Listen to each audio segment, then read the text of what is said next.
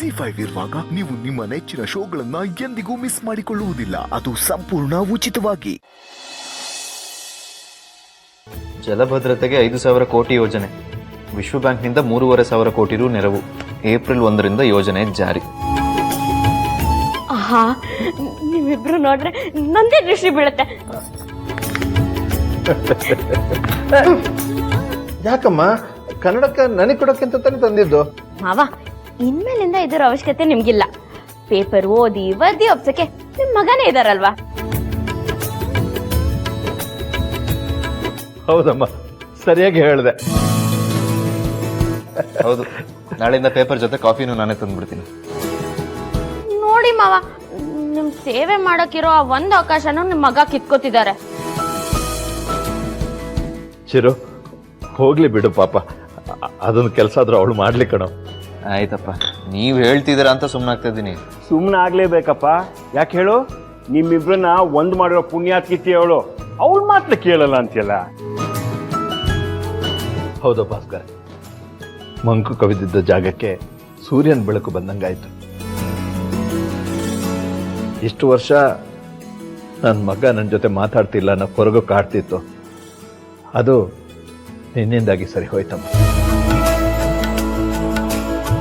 ಹೌದಣ್ಣ, ನಿನ್ನ ಆಸೆನ ಈಡೇರಿಸಿರೋ ದೀಪಂಗೆ ನಾವ್ ಎಷ್ಟು ಥ್ಯಾಂಕ್ಸ್ ಹೇಳಿದ್ರು ಸಾಲದು.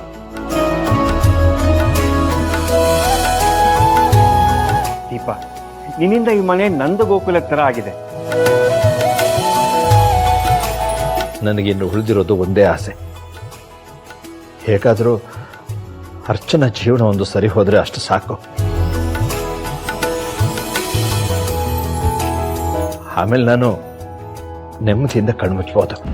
ಬಿಡ್ತೋನಿಯಪ್ಪ, ಯಾಕೆ ಏನೇನೋ ಮಾತಾಡ್ತೀರಾ?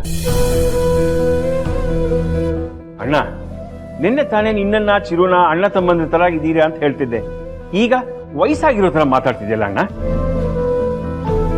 ಯೋಚನೆ ಮಾಡ್ಬಿಡಿ ಮಾವ, ಒಳ್ಳೆ ಸಮಯ ಬಂದಾಗ ಅದು ಆಗತ್ತೆ. ಈಗ ನೀವು ನಿಮ್ ಮಗ ಒಂದಾದ್ರೋ ಅದೇ ತರ ನಾಳೆ ಅರ್ಚನಾ ಅಕ್ಕ ಜೀವನನೂ ಸರಿ ಹೋಗುತ್ತೆ. ಆಯ್ತಮ್ಮ, ನಿನ್ನ ಮಾತನ್ನ ಕೇಳ್ತಾ ಇದ್ರೆ ಮನಸ್ಸಿಗೊಂಥರ ಸಮಾಧಾನ ಆಗ್ತಾ ಇದೆ. ಆದ್ರೆ ಪೂರ್ತಿ ಸಮಾಧಾನ ಆಗೋದು ಅರ್ಚನನ ಜೀವನ ಸರಿ ಹೋದಾಗ ಮಾತ್ರ.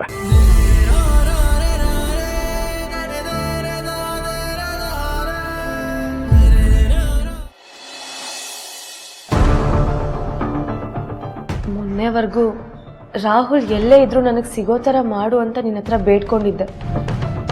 ನನ್ನ ಮೇಲಿನ ಕರುಣೆಯಿಂದನೋ ಏನು ಅವ್ನು ಸಿಗೋ ಥರ ಮಾಡಿದೆ. ಅವ್ನು ಸಿಕ್ಕಾದ್ಮೇಲೆ ಗೊತ್ತಾಯ್ತು ನನ್ನ ಮೇಲಿರೋ ಕೋಪ ಇನ್ನೂ ಕಮ್ಮಿ ಆಗಿಲ್ಲ ಅಂತ. ಇವಾಗ ಮತ್ತೆ ನಿನ್ನ ಹತ್ರ ಕೈ ಮುಗ್ದು ಬೇಡ್ಕೋತಿದ್ದೀನಿ. ಅವ್ನು ಮತ್ತೆ ಸಿಕ್ಕಿ ಅವತ್ತು ನಡೆದಿದ್ರಲ್ಲಿ ನಂದೇನು ತಪ್ಪಿಲ್ಲ ಅಂತ ಹೇಳೋಕೆ ಒಂದೇ ಒಂದು ಅವಕಾಶ ಮಾಡಿಕೊಡು.